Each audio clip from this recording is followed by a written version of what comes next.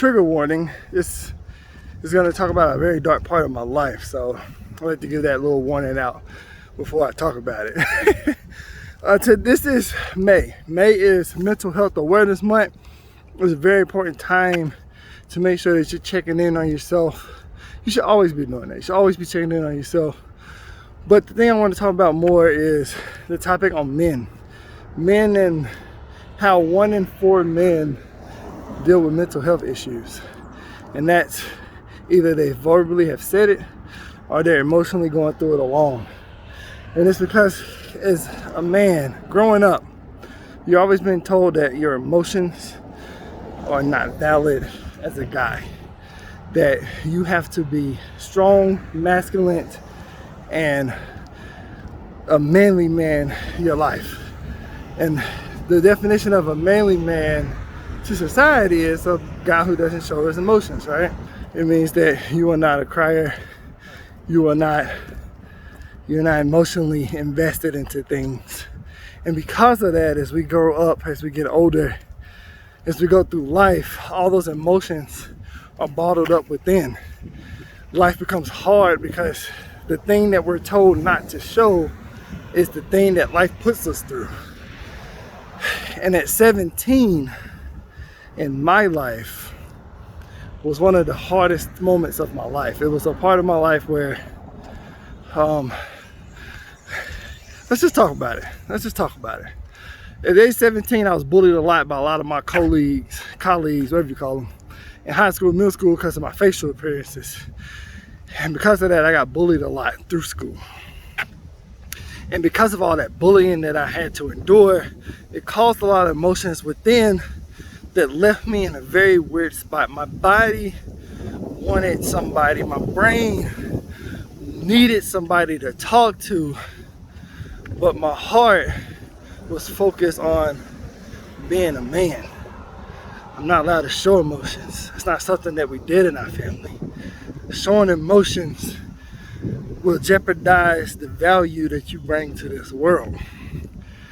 And doing all that, my body was starting to spew the flesh, the exterior, my shell was starting to crack. My emotions were starting to come out, and I mentally didn't know how to deal with that anymore. I would cry, I would be frustrated, I'd be mad, I'd be upset, but I had no one to talk to. There was nobody for me that I felt in that time that would be willing to hear what I had to say. Right across the street, hold on a second.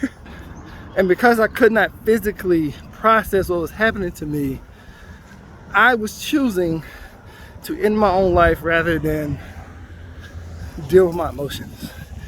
At age 17, young black male decided he was going to end his life. Me decided that I was going to make a decision that, and I think this part gets missed, that not only affects you, actually it doesn't affect you, because if you make a decision to take your life, that stress of it goes away, and it transfers to everybody who actually cares about you, and they have to live with that.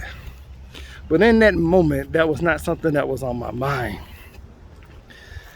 And I remember crying that night, crying my eyes out, bawling, because I knew if I made this decision that there was no turning back from this. I ended up deciding to give it one more day. You know, something told me just to hold out. And I went to work that next day. My boss at the end of the shift came up to me at the very end of my shift and he said, you know what? He said, James, I want to talk to you. And I just thought we was going to joke it and kick it. You know, I was going to enjoy my last day because I knew what I was going to do in my mind. And he said, man, look, I don't know what's going on in your life. He said, I don't know what you're struggling with. I don't know what you're going through. But something's telling me to tell you to keep going. And it's crazy how one small gesture, one small thing that he did, he did this and did not know it was going to change my life. He showed me emotions. He showed me, he was always kind of like the epitome of that, of what an emotional male can look like, who can do well in life. And he showed me that. And because of that small, nice gesture, it completely changed the trajectory of how I saw my life. And mental health issues is a real thing, and it's very devastating in men, and it's very devastating in women too. I do not want to undermine that at all, but I think the conversation about male struggles gets missed in the grand scheme of things. So if you're struggling, if all my people out there, my brothers, my homies out there struggling, my ladies, if you're struggling, know that you have somebody who's rooting for you, because I've been there. I've been at the break of my life, and I was making the decision to take that. And I can relate to what you may be going through. But know that it's not over, and you do not have to give up on it.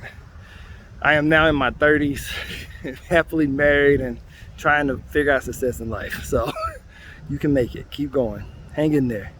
I just thought I'd share that today in hopes that maybe this video can do the same thing that my boss did to me when I was 17.